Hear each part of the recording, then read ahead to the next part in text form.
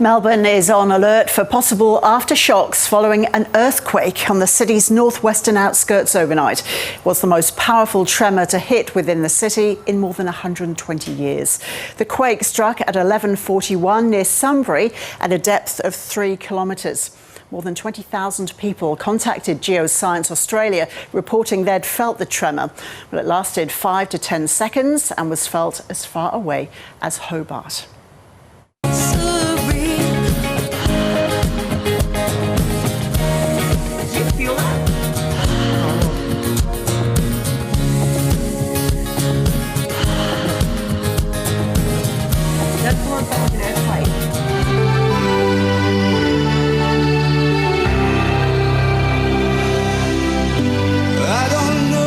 Welcome back. We've experienced a tremor in the studio. I'm not sure if you have at home.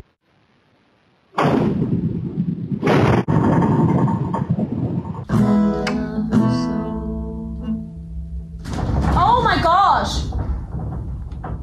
What the Everyone's awake. They got shook up. Well, you may remember the earthquake that shook Melbourne in 2021 in the depths of lockdown. Oh my God. Oh my God! But if it's too It's an earthquake. Holy Oh, I've never had an earthquake in here before. Well, that quake was much stronger with a magnitude of 5.9 and lasting 30 to 40 seconds. But its epicentre wasn't within Melbourne. It struck 130 kilometres northeast of the CBD. Unlike that one, there haven't been any reports of significant damage to buildings from this earthquake.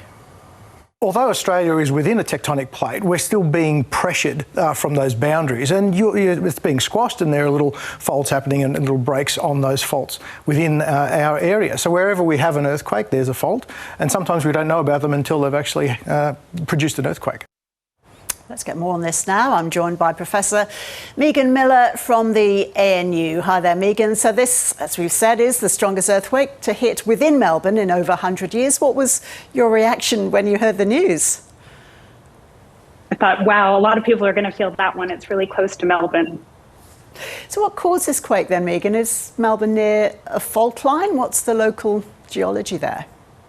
Yeah, so there's faults all around Melbourne and, of course, across Australia, but we don't necessarily know where they are until one happens, and they can be activated by what we call far-field tectonic stresses, so the plates moving, and every once in a while we do get earthquakes, and so it's not that uncommon.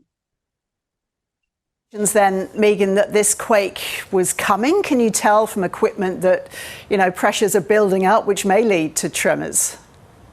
No, we cannot predict earthquakes, and seismic instrumentation actually records ground motion that's actually happening at the time of the earthquakes. So, yeah, we don't get any indication that an earthquake may come. Okay, so you've been looking at the likelihood of earthquakes hitting around Australia in the course of your research. So where is the earthquake hotspot nationally then? Actually, the most seismically active part of Australia is in the southwest WA.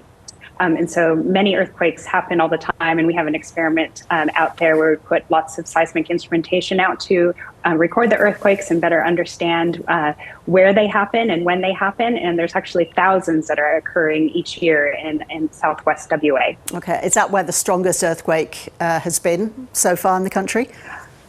Oh, not necessarily. So people probably do remember that in 1989, there was the Newcastle earthquake, which is about magnitude 5.4, but it was quite damaging because it was close to the city center. But then there's also larger events that have happened in the recent past that are in more remote areas like Tennant Creek, the Peterman Ranges over the last, Peterman Ranges was a few years ago, and the Tennant Creek earthquake was in 1988.